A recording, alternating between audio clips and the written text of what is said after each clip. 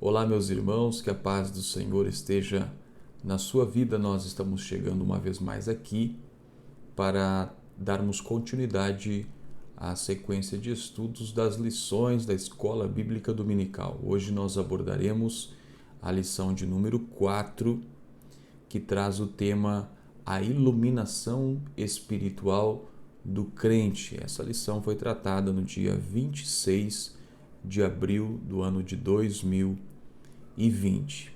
O nosso textuário da nossa lição, como os irmãos bem sabem, está sendo baseadas essas lições na carta de Paulo aos Efésios, né? E o textuário está em Efésios capítulo 1, carta de Paulo aos Efésios capítulo 1, versículo 17, que diz: Para o que o Deus de nosso Senhor Jesus Cristo, o Pai da glória, vos dê em seu conhecimento o espírito de sabedoria e de revelação. A verdade prática nos diz que a vocação do crente inclui a herança de preciosas riquezas conferidas aos eleitos pela grandeza do poder de Deus. O objetivo da nossa lição é esclarecer a dimensão de nossa chamada, as riquezas da herança e a grandeza do poder de Deus. A leitura em classe, que não faremos leitura aqui agora, você pode fazer em sua casa posteriormente, está em Efésios capítulo 1, dos versículos de número 15 a 23. A introdução, o autor diz o seguinte: ainda no primeiro capítulo, o apóstolo Paulo inicia uma longa sentença assim dividida: ações de graças, do versículo de número 1, 15 e 16, oração intercessora, que é do versículo 17 ao 19, e confissão de louvor e exaltação, que corresponde aos versículos 20 e 23. Nessa sentença somos exortados a louvar ao Senhor pela nossa eleição, buscar a iluminação do Espírito para compreender a dimensão de nossa chamada e herança divina, bem como entender a grandeza do poder de Deus. O propósito dessas lições é remeter a igreja a uma reflexão, a um entendimento daquilo que envolve a sua salvação, de tudo quanto Deus tem feito para prover a salvação da sua igreja, do seu povo, e para que haja paz e tranquilidade na igreja do Senhor. Porque quando a gente entende essas verdades espirituais, nada mais nos aflige, nada mais nos preocupa, mas nos dá paz e tranquilidade para confiarmos que Deus, que fez todas estas coisas, Ele é capaz de cuidar de nós em todos os mínimos e pequeninos detalhes da nossa vida. O subtópico de número 1, o tópico de número 1 fala a respeito da esperança da vocação e as riquezas da glória. O apóstolo ensina que os salvos precisam ser iluminados para compreenderem quais são a esperança da vocação e as riquezas da glória da sua herança. Paulo, repito, ele deseja que os irmãos compreendam. Você saber, você conhecer, é diferente de você compreender, de você assimilar, de você viver essas verdades na sua vida. Tá certo?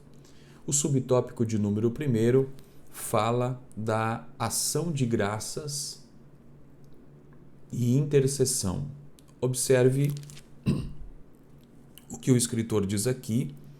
O apóstolo Paulo se alegra em dar graças a Deus pela vida dos eleitos. Isto está no versículo de número 16, quando ele diz que ele não cessa de dar graças a Deus, lembrando-me de vós nas minhas orações. Olha que lindo, que interessante esta verdade. Paulo, ele está louvando a Deus, ele está glorificando a Deus, ele está exaltando a Deus, porque ele está olhando agora para um povo, para uma igreja que anteriormente, vivendo no paganismo, vivendo as ilusões do paganismo, vivendo as ilusões da pecaminosidade daquela vida deles, né? Vivendo uma vida centrada em seus desejos pecaminosos, viviam acreditando em esoterismo, como era a cultura da cidade de Éfeso, crendo em deuses falsos. Paulo, ele está alegre ao olhar e ver essas pessoas, esta igreja, que viviam nesta época, anteriormente à sua conversão, uma vida entregue a depravações, inclusive morais. Mas Paulo, ele se alegra por quê? Porque o versículo de número 15 fala: porque ele sabe da fé que há em vós. Aleluia! Eles que viveram no paganismo, no engano, agora eles vivem uma fé que não é uma ilusão como era anteriormente. Eles vivem uma fé que é firmada no Senhor. Uma fé que é firmada no Eterno, no Todo-Poderoso, no Criador de todas as coisas, que salvou a cada um deles. E essa salvação que Deus lhes deu em Cristo Jesus os leva a agir. Por quê? Porque a fé, disse o apóstolo, sem obras, ela é morta. E observe que a fé deles é uma fé atuante, é uma fé que executa, que trabalha, e eles fazem essas coisas não para serem salvos, mas porque eles são salvos. E essa fé deles desemboca no quê? No que ela se revela em ações? Como diz no versículo 15, e o vosso amor para com todos os santos. Aleluia! Quando a gente lê na Bíblia, e já vimos em lições anteriores, os cristãos, eles são apresentados como santos. E isso se dá por duas razões. Primeiro, todos os convertidos a Cristo, eles são santos porque são separados para Deus. E eles são também separados em Deus do pecado. Em segundo lugar, pressupõe que os crentes em Cristo vivem conforme os ensinos divinos, da justiça de Deus, da santidade de Deus, dos parâmetros de Deus. E também, terceiro lugar, fala acerca da necessidade de salvos, estando em Deus, eles necessitam da santidade, porque eles, santos em Deus, eles são separados do pecado. Ou seja, aquela igreja, ela tem fé, e aquela igreja manifesta fé no seu amor, ou seja, o amor que neles existem.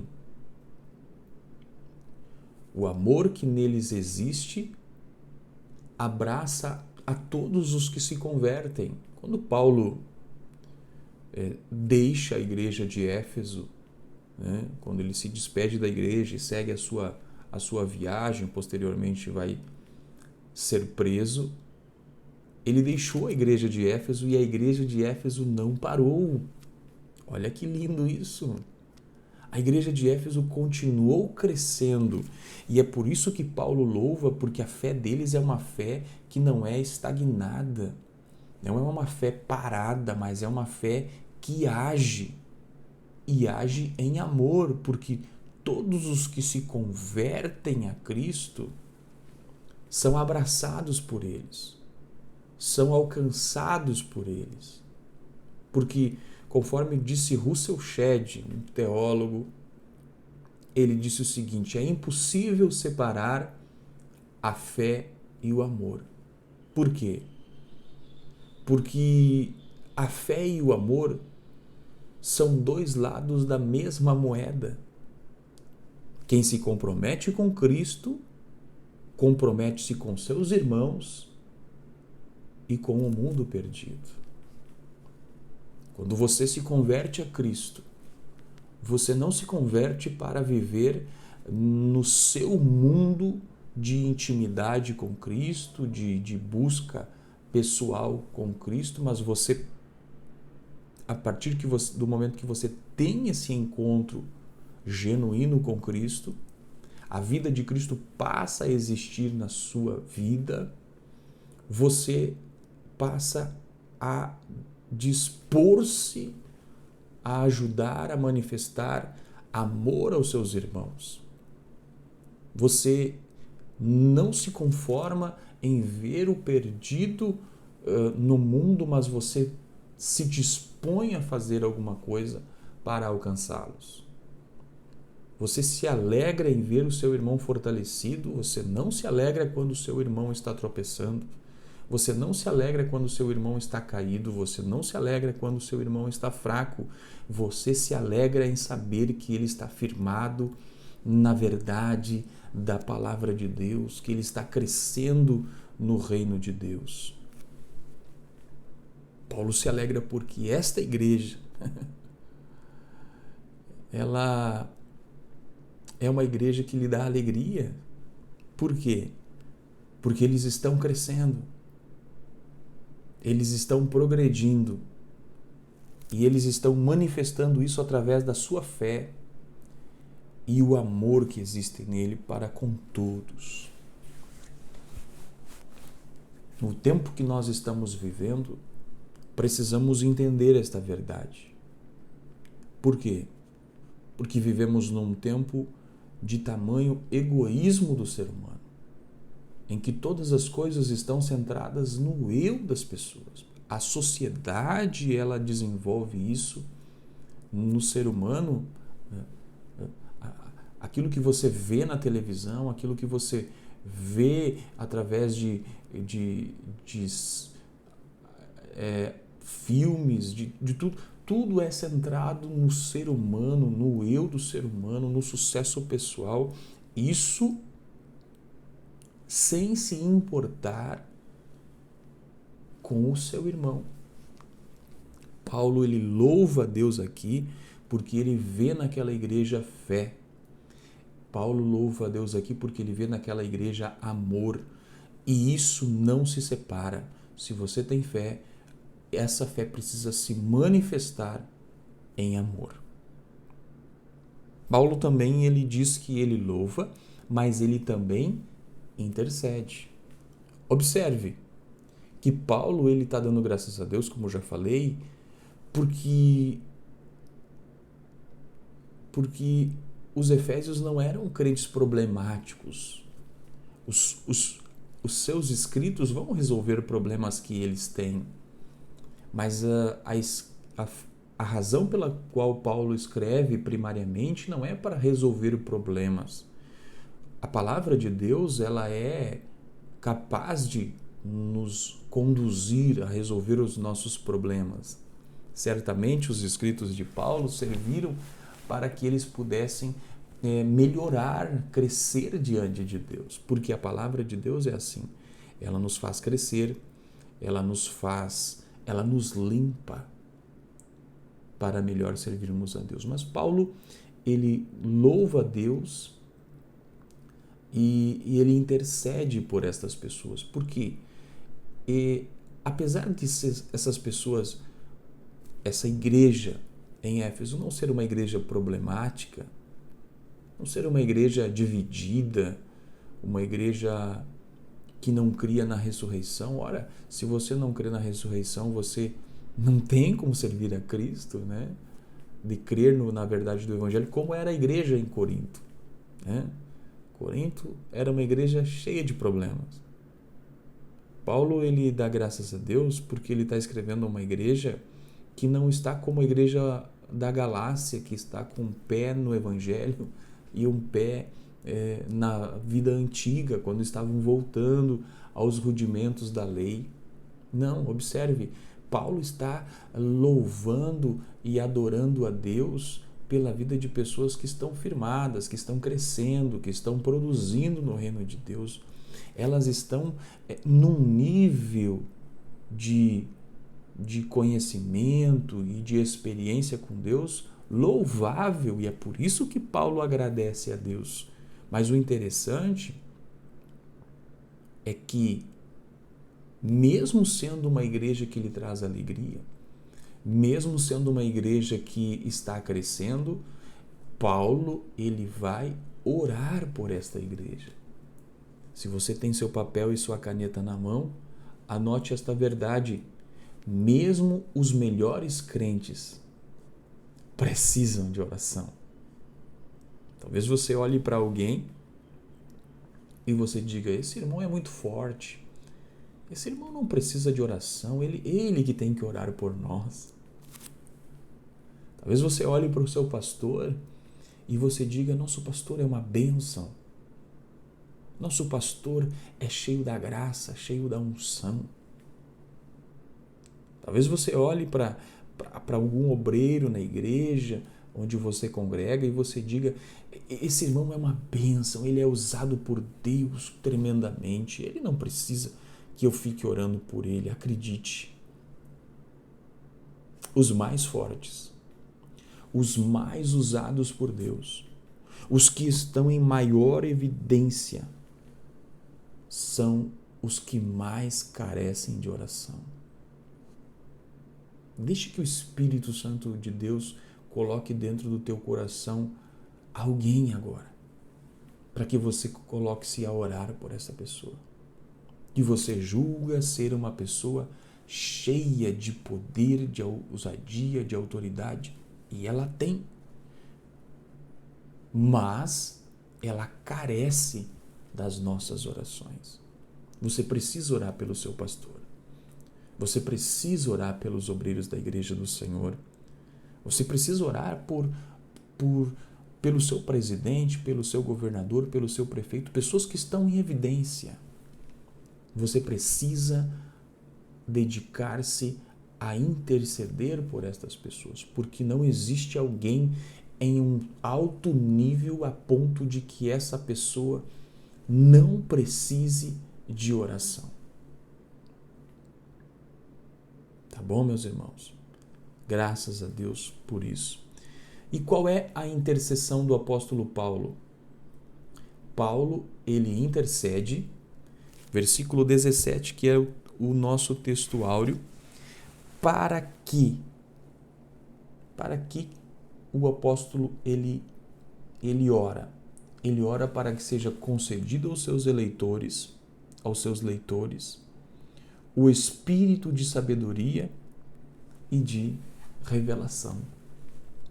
O que é o espírito de sabedoria e de revelação? Aqui não é um dom, não é o dom de revelação que muitos entendem que não é o dom de revelação. É uma ação do Espírito Santo, porém não é o dom de revelação. Tá certo? Devemos entender que o espírito de sabedoria e de revelação é uma ação do Espírito capaz de tornar alguém sábio para compreender o plano divino revelado. Estas verdades aqui das Escrituras Sagradas, essas riquezas da palavra de Deus, do plano divino de Deus, eles não são entendidos por todos os crentes. Não são todos os cristãos que entendem essas verdades. Não são todos os que tomam ceia, que são dizimistas na igreja, que têm essa capacidade de assimilar, de entender todas as riquezas do plano de Deus. Isso torna as pessoas superficiais no Evangelho. Mas Paulo, ele ora para que aquela igreja que já está crescendo, que já está progredindo, que já está firmada em fé e amor, eles tenham esta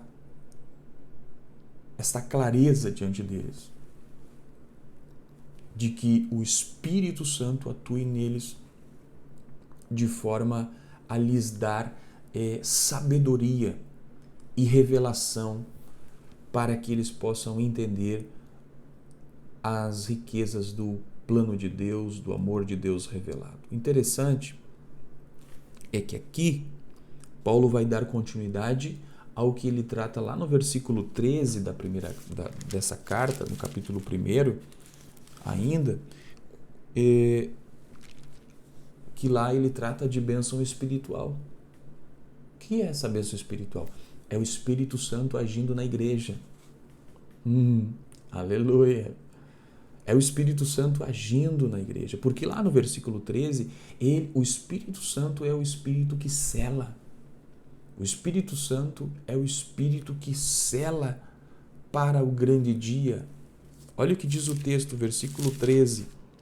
Diz o seguinte: em quem também vós estáis selados depois que ouviste a palavra da verdade, o evangelho da salvação. Fostes selados com o Espírito Santo da promessa. É o mesmo, no versículo 13, o Espírito que sela para a salvação. É o mesmo que dá dons, que capacita os indivíduos a fim de que cresçam no conhecimento das verdades do reino de Deus. É o Espírito Santo agindo na igreja. É o que Paulo está orando aqui. Ele está orando para que o Espírito Santo atue naquela igreja, cada vez mais, levando-os a uma profundidade maior das coisas de Deus, elevando eles a patamares, a níveis mais elevados. Porque isso sim só pode ser produzido pela palavra que é do Espírito e pela ação do Espírito na vida de cada indivíduo. Que o Espírito Santo tenha liberdade para agir em nossa igreja, na igreja eleita de Cristo Jesus. Que o Espírito Santo tenha liberdade de agir em nossos dias. E o agir aqui do Espírito Santo não seja esse agir que muito se propaga por aí, em que o agir do Espírito Santo está relacionado com barulho, com o levantar de mãos, com ações estereótipas, mas que a ação do Espírito Santo, que ela é poderosa e verdadeira, ela é interior na nossa vida. Ela firma a nossa fé, os nossos alicerces da nossa fé. É Ele que firma na palavra de Deus. Glória a Deus por isso. Graças a Deus por este Espírito glorioso e maravilhoso. E como nós veremos na sequência, Ele age, Ele opera em nossos dias, porque Jesus foi ao céu para que Ele pudesse vir. Aleluia. O subtópico de número 2 trata da esperança da vocação. Paulo, ele ora para que Deus dê o espírito de sabedoria e de revelação certo? E que essa ação do Espírito resulte em iluminação dos olhos do vosso entendimento, conforme o versículo de número 18. O que significa essa iluminação? Quando Paulo ele estava escrevendo, ele sabia quem era o seu público, certo? Muito importante quando a gente vai falar alguma coisa, tenha conhecimento de que público a gente vai falar. Paulo sabia quem era o seu público. Paulo estava falando a uma igreja que era composta de judeus e de gentios, certo? Então, o que Paulo vai falar aqui faz sentido para eles quando eles ouvem. Por quê? Quando você olha os escritos que os judeus conheciam, que é o Antigo Testamento para nós vamos ver lá que a gente vê nos escritos antigos do Antigo Testamento que lá o coração do homem é o centro da vida humana. Os filósofos conhecidos pelos efésios também falavam acerca dos ouvidos da alma, dos olhos da alma, né? Então, era de conhecimento deles, de todos os que estavam recebendo esta carta, de que o coração é o cerne, é o centro do ser humano.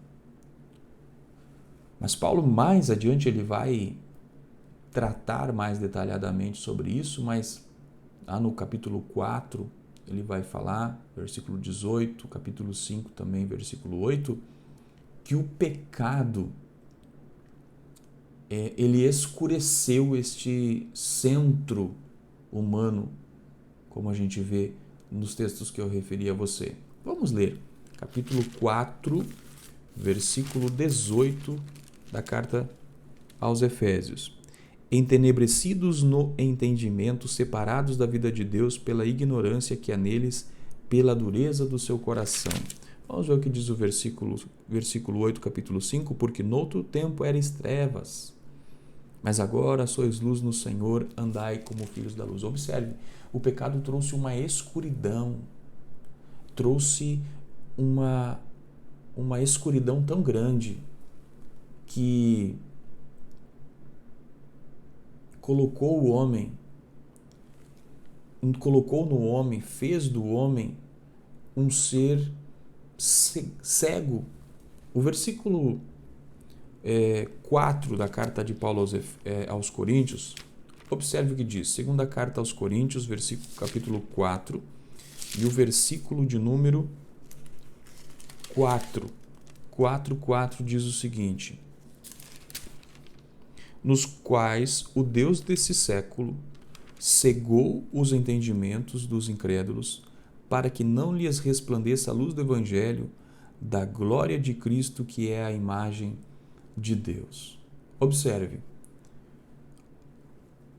a natureza humana, longe de Deus, longe destas revelações de Deus, longe desta clareza provocada no ser humano pela palavra e pelo Espírito Santo, essas pessoas na natureza antiga, na natureza carnal, elas estão cegas, elas estão em trevas, segundo a Bíblia.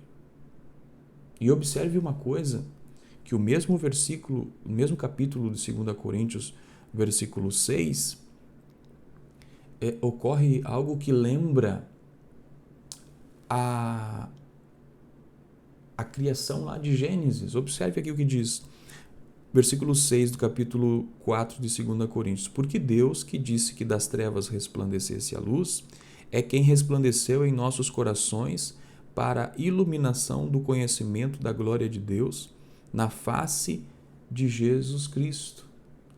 Observe, isso nos lembra de Gênesis, na criação. Quando na criação, o que acontece lá?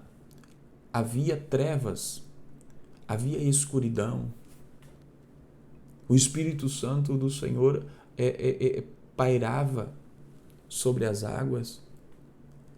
E a primeira coisa, quando Deus vai fazer a sua criação, quando Deus vai criar a terra e tudo que nela há, a Bíblia diz que Deus disse: haja luz. Ou seja, o que nós aprendemos nesses versículos aqui, acerca da iluminação do crente, é que o Deus Criador da luz, Ele mesmo, pelo seu Espírito Santo, traz luz, ilumina os nossos corações que outrora estavam em trevas.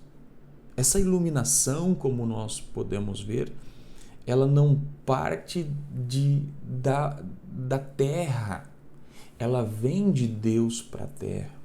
Ou seja, ela não parte de nós, essa iluminação. Ela vem de Deus para a nossa vida. O que significa tudo isso? Que ter os olhos iluminados implica em ver melhor, ter um conhecimento mais claro das bênçãos divinamente recebidas. Como já falei anteriormente, toda esta revelação faz com que nós tenhamos clareza das bênçãos que nós temos sido alcançados por Deus. Também inclui a compreensão plena, não somente clareza intelectual, não é a informação que você vai ter, mas é uma clareza espiritual e experimental. Ou seja, viver tudo isso pela presença do Espírito Santo na sua vida, agindo na sua vida.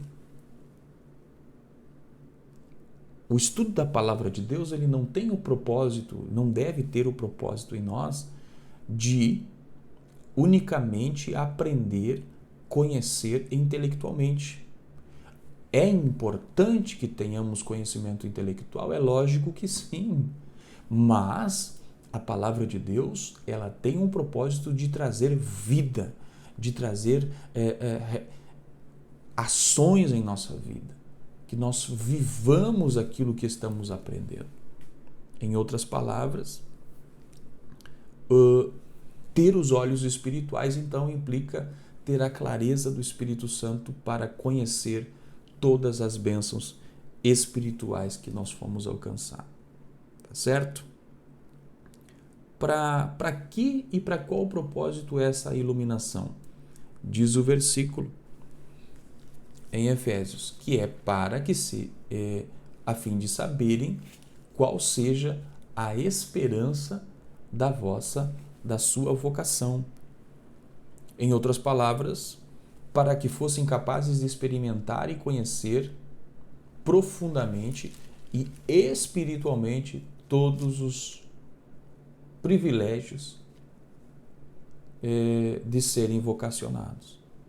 Nós sermos eleitos e vocacionados por Deus para este Evangelho é algo tremendamente que nos deve alegrar o coração, deve alegrar a nossa alma. O escritor da lição, ele divide esta esperança em 3 dimensões: passada, presente e futura. A passada está relacionada com a eleição, a presente está relacionada com a redenção, ou seja, abrange a santificação no presente e ainda tudo que envolve a ação de Deus para a realização da nossa salvação, e a futura quando da glorificação, quando nós faremos parte desta glorificação que através de Jesus Cristo ele nos garante. Tá certo? Você quer vencer? Olhe para essas verdades. Paulo, ele alegra o coração dos seus ouvintes quando ele fala das bênçãos. E quando Paulo ele está falando dessas bênçãos, ele fala de propósito. Porque ele sabe que a melhor forma de expulsar as antigas tendências pecaminosas é não se concentrando nelas, mas concentrando-se nas bênçãos da salvação. Ou seja, você vivia uma vida de dificuldade, uma vida de problemas lá no mundo antes de se converter. Você não deve ficar pensando nisso. Você não deve ficar pensando no teu passado, O teu passado Deus coloca no esquecimento. O que você precisa se concentrar é em todas as bênçãos que Deus te deu, todas as bênçãos que o Senhor te alcançou, todas as riquezas destas bênçãos. Tá certo? Você quer vencer? Olhe para essas bênçãos. Desfrute, viva as bênçãos da salvação. O subtópico de número 3 fala as riquezas da glória da sua herança. Na oração, o apóstolo pede para que os crentes entendessem as riquezas da glória da sua herança. A expressão sua herança enfatiza aqui o que Deus deu aos seus eleitos. Já o termo riquezas, diz o escritor da lição, refere-se às maravilhosas bênçãos que acompanham o plano da salvação, tais como perdão dos pecados, adoção de filhos e as bênçãos que serão desfrutadas no porvir. A oração de intercessão é para que os olhos espirituais dos crentes se abram para, através da experiência, alcançarem a compreensão da plenitude dessas bênçãos. Tudo isso resulta no ser humano, ao ter os olhos espirituais abertos, ou seja, ele percebe a sua esperança, percebe a riqueza da sua esperança e, conforme veremos agora, percebe o poder destacado de Deus. Eu vou repetir para você. Olhe, desfrute, viva todas as bênçãos da salvação que Deus te alcançou. Tenha continuidade, tenha perseverança, tenha paciência nesta caminhada cristã. Não deixe de orar, continue orando, continue buscando a Deus, que todos os grandes propósitos de Deus vão ficar claros na tua mente, vão ficar completos na sua vida. Você vai viver isso na sua plenitude. O nível da sua busca determinará o quanto Deus se revelará. O que significa dizer isso? Disse em Jeremias, através de Jeremias, Deus disse: buscar-me-eis e me achareis, quando me buscardes de todo o vosso coração. O achar a Deus, o encontrar a Deus, o receber de Deus implica nesse versículo de todo o coração, ou seja, o nível que você se coloca a buscar é um nível que você vai alcançar a revelação de Deus, tá bom? O tópico de número 2 sobre a sobreexcelente grandeza e poder e força do poder divino. O subtópico de número 1 fala sobre a excelente grandeza do seu poder. O escritor diz aqui que o apóstolo Paulo orou para que eles pudessem entender a sobreexcelente grandeza do poder. Observe que parece que Paulo, quando ele está ali usando palavras sobreexcelente, extraordinário, parece que ele está buscando palavras para expressar a grandeza de Deus, e por isso ele se utiliza de uma figura de linguagem que é o pleonasmo, quando você repete palavras em excesso, né? Mas quando Paulo está repetindo tudo isso e buscando essas palavras, refere-se ao poder que Deus emprega e empregou na redenção da humanidade, o que representa que a salvação do homem não pode ser suprida, senão pelo grande e todo-poderoso Deus, de quem emana toda a grandeza. Observe, a terra estava sem forma e vazia, em escuridão. Se Deus não decide dizer haja luz, não haveria luz nunca. Se Deus não decide nos salvar, nós estaríamos em trevas até hoje. É dele que emana o poder, a grandeza, e ele empregou todos esses poderes dele para nos resgatar, para nos salvar. Subtópico de número 2 fala a força do poder divino. Na sentença segundo a operação da força do seu poder, o apóstolo Paulo usa 3 vocábulos gregos concordes entre si. Primeiro, a palavra operação, que é a tradução de energeia, e também significa eficácia. sinalizando a ideia de poder em atividade. A segunda expressão, força. E, finalmente, a expressão ischus, que indica o poder inerente de Deus. Ou seja, é somente com o entendimento dessas verdades para poder explicar do porquê que com todas as crises, com todas as dificuldades e perseguições, a igreja permanece firme e caminhando. É por isso, porque nela opera o poder, a eficácia de Deus, o poder de Deus em ação, a força de Deus em ação. É só entendendo essas verdades para explicar que a igreja passou por tantas crises na sua história e permanece firme, caminhando, porque o Senhor está com ela. O Senhor sustenta ela. O Senhor controla ela. Paulo apresenta 3 exemplos irrefutáveis da força desse poder. Primeiro, a ressurreição de Cristo. A ressurreição de Cristo é algo extraordinário que revelou o poder de Deus ali. A sua ascensão à direita de Deus nos céus e a sua elevação de todo o domínio. Ou seja, não é qualquer poder que atua na igreja. É o poder que ressuscitou Jesus Cristo dos mortos. Não é qualquer poder que atua na igreja. É o poder que elevou Jesus à destra de Deus. Não é qualquer poder que atua na igreja. É o poder que elevou Jesus e lhe deu domínio sobre tudo que está nos céus, na terra e debaixo da terra.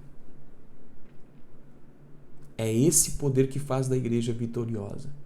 É esse poder, o poder de Deus, que faz a igreja triunfante. É esse poder e não ligações políticas.